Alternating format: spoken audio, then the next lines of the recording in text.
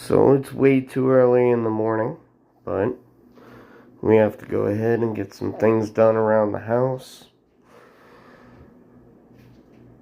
And so I'm awake. And Freddy, seeing that I'm awake,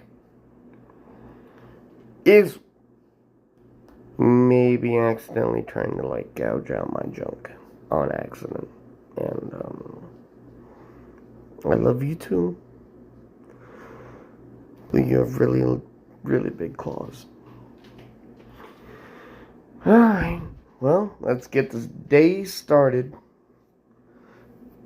And Freddy wants a treat. So, we gotta get that squared away.